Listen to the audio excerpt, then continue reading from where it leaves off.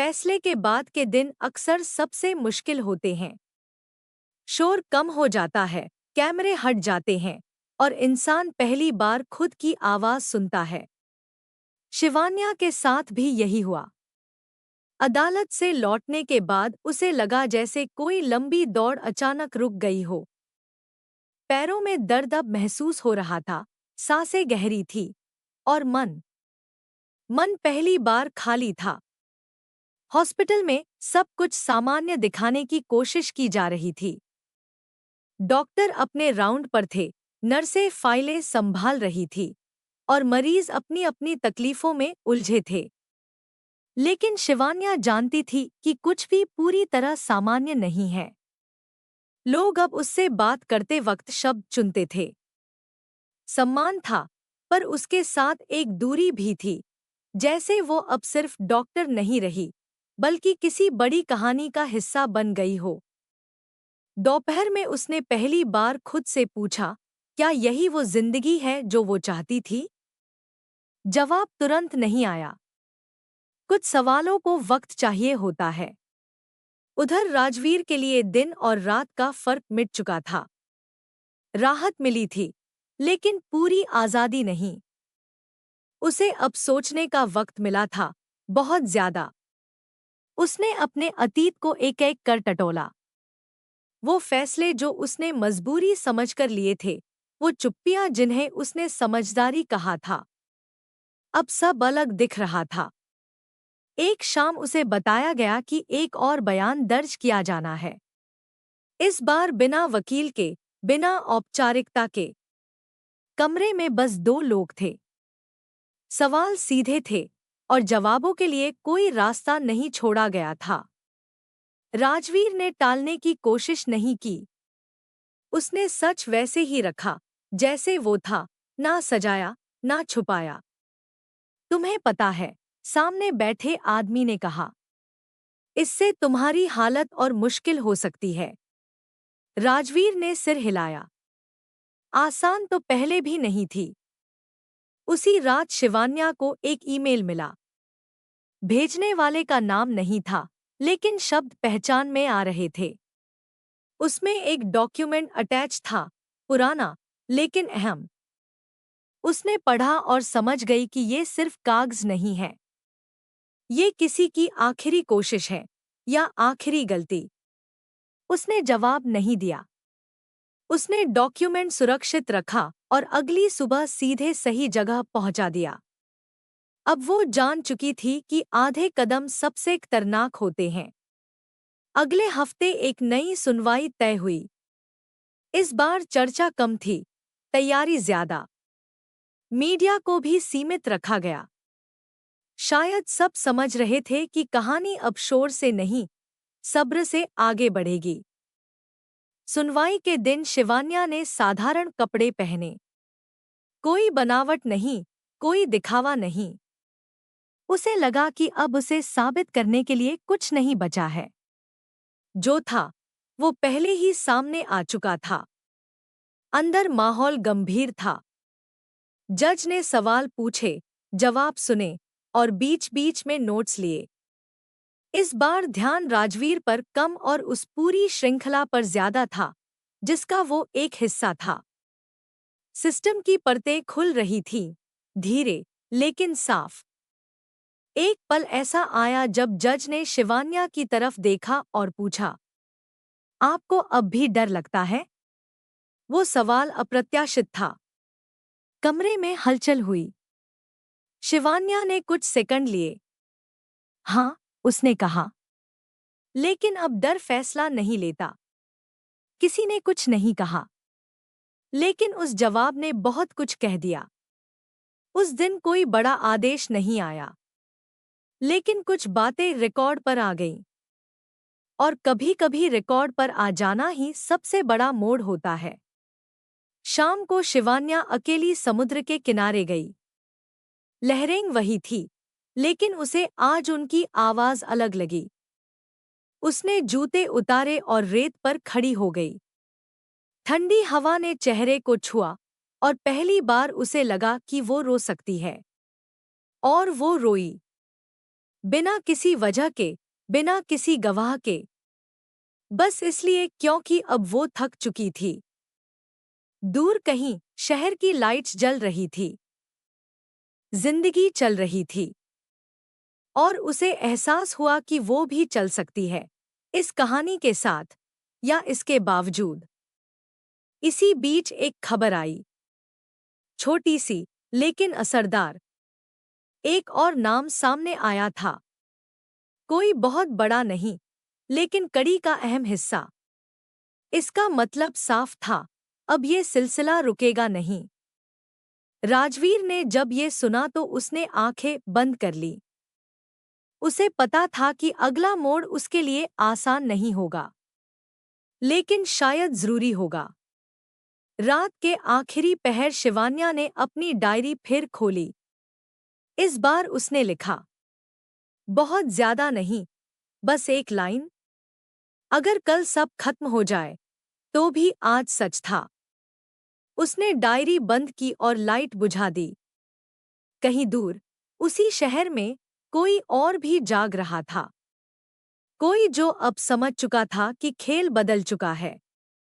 और जब खेल बदलता है तो पुराने खिलाड़ी या तो सीखते हैं या गिरते हैं। अगले दिन की सुबह हल्की बारिश के साथ आई। सड़कें धुली हुई लग रही थी, जैसे शहर ने रात में अपने जख्म छुपा लिए हों। शिवान्या ने खिड़की से बाहर देखा और पहली बार उसे बारिश उदास नहीं लगी।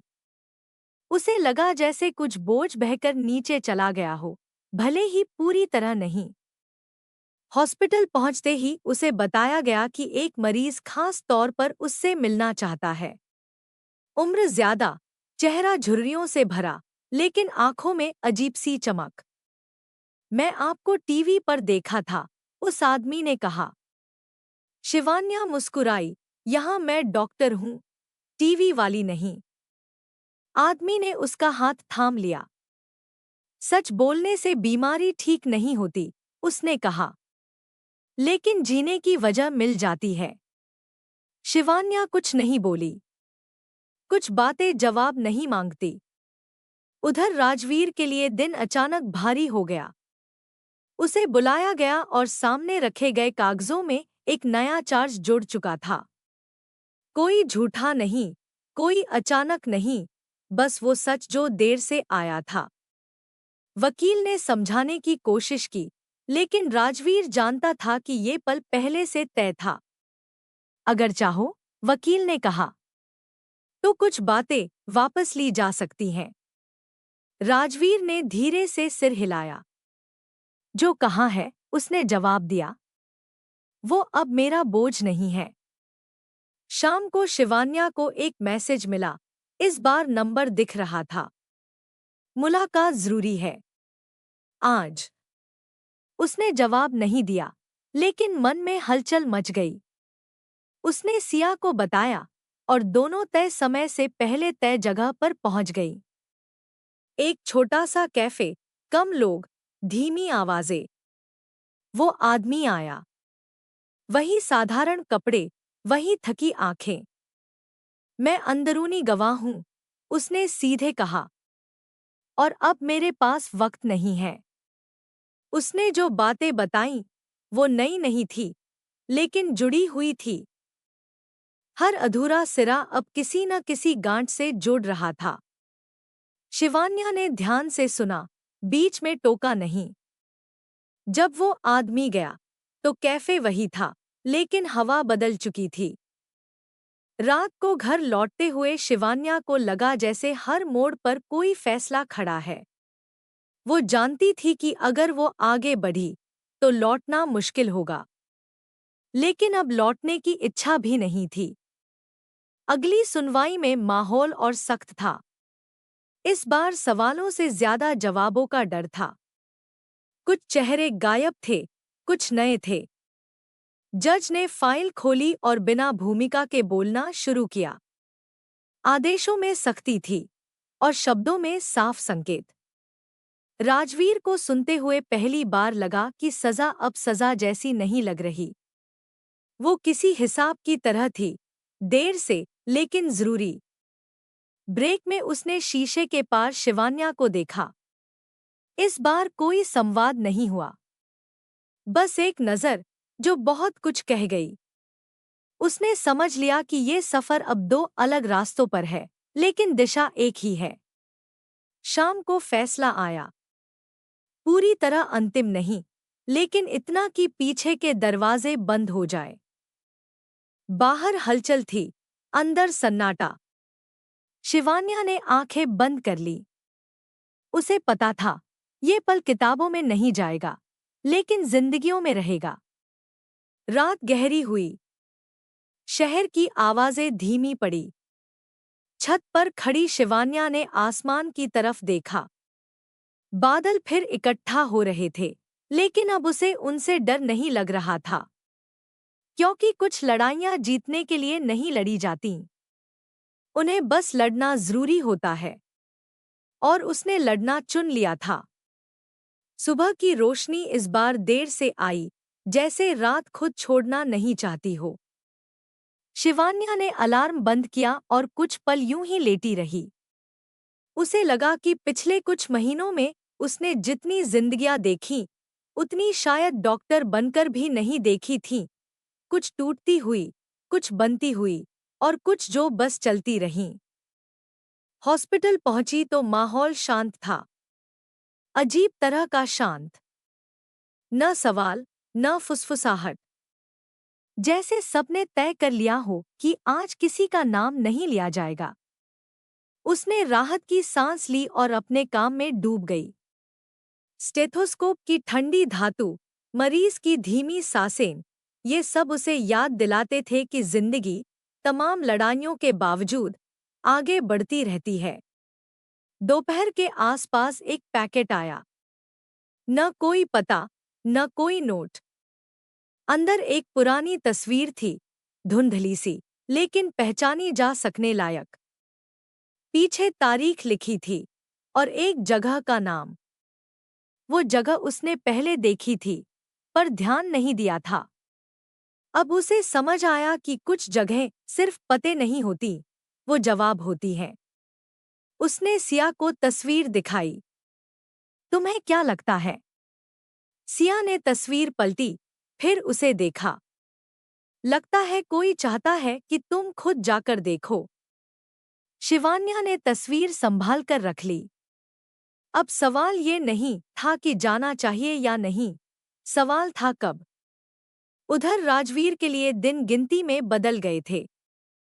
हर दिन के साथ कुछ दरवाजे बंद होते जा रहे थे, और कुछ ऐसे खुल रहे थे जिनके बारे में उसने कभी सोचा भी नहीं था।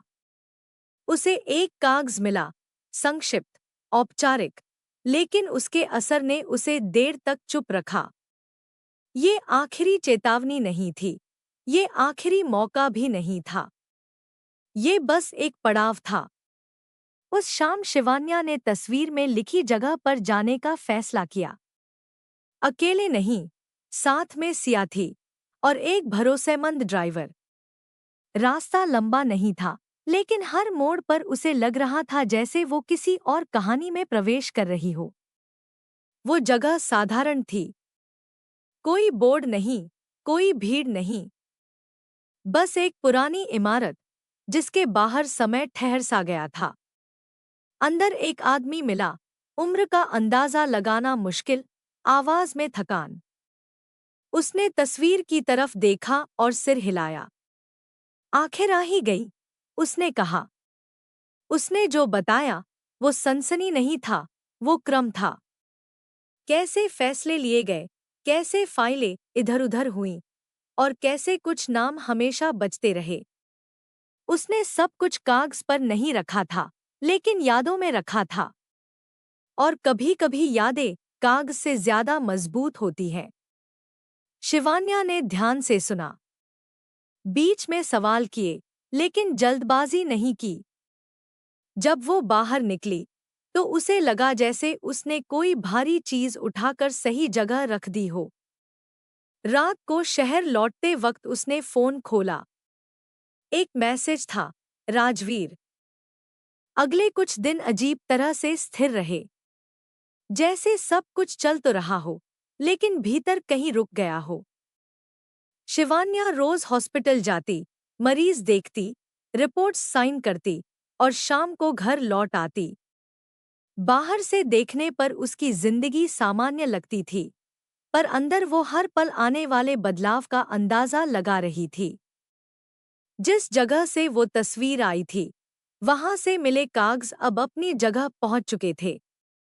उसने खुद जाकर कुछ नहीं पूछा, कुछ नहीं कहा, बस सही हाथों में सौंप दिया। अब गेंद उसकी नहीं थी, और यही बात उसे थोड़ी हल्की भी कर रही थी, थोड़ी बेचैन भी। एक सुबह हॉस्पिटल के कॉरिडोर में उसे एक नई नर्स मिली। घबराई हुई, फाइलें ठीक से पकड़ी हुईं। मैडम, उसने धीमे से कहा, मेरे पापा। वो उसी फैक्ट्री में काम करते थे जिसके बारे में अब बातें हो रही हैं। शिवान्या रुक गई। कैसे हैं वो? अब नहीं रहे, नर्स ने कहा। लेकिन आज पहली बार लगा, शायद उनकी आवाज सुनी जाएगी। शिवान्या ने कुछ नहीं कहा। उसने बस उसका हाथ थाम लिया। उसे समझ आ रहा था, सच के नतीजे अचानक नहीं आते, वो ऐसे छोटे छोटे लम्हों में दिखते हैं। उधर राजवीर के लिए समय अब फैसलों में बंट चुका था। उसे बताया गया कि कुछ आरोप हटाए जा सकते हैं, कुछ बने रहेंगे। ये पूरी जीत नहीं थी, लेकिन पूरी हार भी नहीं। उसने वकील की बात सुनी, फिर शांत होकर कहा, जो रहना है रहने दीजिए, जो हटना है हटने दीजिए। मैं अब छुपना नहीं चाहता। वकील ने उसे देखा, शायद पहली बार समझने की कोशिश की कि ये लड़ाई अब कानून से ज्यादा किसी और चीज की है। शिवान्या को एक शाम सिया ने रोका। तुमने कभी सोचा है, उसने पूछा, ये सब खत्म होने के बाद तुम क्या करोगी? शिवान्या ने खिड़की से बाहर देखा। शायद वही, उसने कहा, जो शुरू से करना चाहती थी, बिना डर के अपना काम। और अगर ये सब कभी खत्म ही न हो? सिया ने पूछा। शिवान्या मुस्कुराई। तो मैं भी रुकूंगी नहीं। उस रात उसे फिर वही अनजान नंबर से कॉल आया। इस बार आवाज में डर नहीं था, थकान थी। कुछ चीजें बाहर आने वाली हैं, आवाज ने कहा।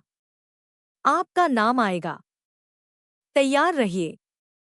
किस तरह? शिवान्या ने पूछा। हर तरह से, जवाब आया। फोन कट गया। अगले दिन सच में उसका नाम आया। खबरों में नहीं, एक आधिकारिक नोट में। एक समिति बनाई जा रही थी और उसे सलाहकार के तौर पर नामित किया गया था। न कोई पद, न कोई ताकत, बस एक जिम्मेदारी। उसने कागज पढ़ा और देर तक चुप रही। ये वो मोड़ था जहां से पीछे जाना आसान था। वो मना कर सकती थी, कह सकती थी कि वो सिर्फ डॉक्टर है। लेकिन उसने खुद से पूछा, अगर अब नहीं, तो कब? उसने हामी भर दी। राजवीर को जब ये खबर मिली तो उसने आंखें बंद कर ली। वो आगे बढ़ रही है, उसने खुद से कहा। और पहली बार उसे इस बात का सुकून मिला। शहर में धीरे धीरे असर दिखने लगा। कुछ अफसर बदले गए, कुछ जांचें खुलीं, और कुछ दरवाजे जो सालों से बंद थे, अब खुलने लगे। सब कुछ एक साथ नहीं बदला, लेकिन दिशा बदल चुकी थी। एक शाम शिवान्या अकेली टहलने निकली। वही सड़कें, वही रोशनी, लेकिन अब उसे ऐसा नहीं लग रहा था कि शहर उससे बड़ा है। उसे लगा, वो भी इस शहर का हिस्सा है, और उसका असर भी है। शहर में बदलाव की आवाज कभी शोर नहीं करती। वो अखबार की सुर्खियों से पहले लोगों की चाल में दिखाई देती है। शिवान्या ने ये बात तब महसूस की जब एक बुजुर्ग मरीज ने दवा लेते हुए कहा, आज पहली बार लगा कि कोई ऊपर बैठा सुन रहा है। वो मुस्कुराई, लेकिन जवाब नहीं दिया। कुछ बातें सुनने के लिए होती हैं, कहने के लिए नहीं। समिति की पहली बैठक लंबी नहीं थी, मगर भारी थी। सवाल सीधे थे, जवाब अधूरे। कुछ लोग ईमानदारी से बैठे थे, कुछ आदत से। शिवान्या ने नोट्स लिए, बीच बीच में बातें साफ की, और हर बार वही किया जो वो सबसे अच्छे से जानती थी, बात को इंसान से जोड़ दिया। कागजों के बीच उसने चेहरे देखे, और चेहरों के पीछे छिपी थकान। बैठक के बाद एक अधिकारी उसके पास आया। आवाज में झिझक थी। आपको अंदाजा है, उसने कहा। आपके बोलने से चीजें हिल रही हैं। शिवान्या ने शांति से जवाब दिया। हिलेंगी नहीं, तो बदलेंगी कैसे? उधर राजवीर की जिंदगी में भी सन्नाटा एक नई शक्ल ले चुका था। पुराने फोन बंद थे, नए नंबर कम। जो लोग पहले आसपास रहते थे, अब दूर से हाल पूछते थे। उसने इसे नुकसान नहीं माना, ये छंटाई थी। कुछ चीजें कम होकर ही साफ दिखती हैं। एक शाम वो उसी कैफे में बैठा था जहां कभी वो और शिवान्या बिना बोले भी समझ लेते थे। इस बार वो अकेला था। कॉफी ठंडी हो चुकी थी, लेकिन उसे परवाह नहीं थी। उसके सामने रखी फाइल में कुछ नाम थे, नए, लेकिन असर पुराने जैसा। उसने फाइल बंद की और फैसला किया कि वो अब सिर्फ प्रतिक्रिया नहीं देगा, वो भी एक कदम आगे बढ़ाएगा। शिवान्या को अगले हफ्ते एक दौरे पर जाना था। छोटा शहर, छोटी फैक्ट्री, लेकिन कहानी बड़ी। वहां पहुंचते ही उसे एहसास हुआ कि सच हर जगह एक जैसा नहीं दिखता। कहीं वो गुस्से में है, कहीं उम्मीद में। उसने लोगों से बात की, बिना कैमरे के, बिना नोट्स के। और जब वो लौटी, तो उसके पास आंकड़ों से ज्यादा अनुभव थे। घर लौटकर उसने सिया से कहा, ये सब किसी रिपोर्ट में पूरा नहीं आएगा। सिया ने सिर हिलाया। लेकिन तुम्हारे अंदर रहेगा। उसी रात एक खबर आई, एक पुराना केस दोबारा खुलेगा। नाम वही थे, साल पुराने, लेकिन संदर्भ बदल चुका था। शिवान्या ने फोन बंद किया और खिड़की के पास खड़ी हो गई। उसे डर नहीं लग रहा था। उसे जिम्मेदारी महसूस हो रही थी, और ये डर से ज्यादा भारी होती है। राजवीर ने मैसेज भेजा। छोटा सा, अगर कभी थक जाओ, तो याद रखना, ये थकान बेकार नहीं है। शिवान्या ने देर से जवाब दिया। थकान तब होती है जब रास्ता गलत हो। शहर में रात गहरी हो रही थी। कहीं दूर ट्रेन की आवाज आई, जैसे कोई सफर शुरू हो रहा हो। शिवान्या ने सोचा, कुछ सफर मंजिल के लिए नहीं होते, वो दिशा के लिए होते हैं। और अब दिशा साफ थी। ये कहानी अब छुपकर नहीं चल रही थी। ये खुलकर सांस ले रही थी। और जो सांस लेती हैं, उन्हें रोका नहीं जाता। कुछ फैसले आवाज नहीं करते, लेकिन उनके बाद हवा बदल जाती है। शिवान्या ने ये बात तब समझी जब उसे महसूस हुआ कि लोग अब उससे सवाल नहीं, उम्मीद लेकर मिलने आ रहे हैं। उम्मीद भारी होती है, क्योंकि उसे संभालना पड़ता है। समिति का काम अब कागजों से निकलकर जमीन पर उतर चुका था। रिपोर्ट्स के पीछे छिपी खामोशियां सामने आने लगी थी। हर नई फाइल के साथ कोई पुरानी कहानी खुलती, और हर कहानी के साथ कोई चेहरा जुड़ जाता। शिवान्या ने खुद को बार बार याद दिलाया कि वो किसी की जज नहीं है, वो बस सच्चाई तक पहुंचने का रास्ता है। एक दोपहर उसे बुलाया गया। कमरा बड़ा था, खिड़कियां ऊंची, और मेज के उस पार बैठे लोग उसकी आंखों में सीधे नहीं देख रहे थे। सवाल औपचारिक थे, लेकिन उनके बीच जो खाली जगह थी, वही असली बात कह रही थी।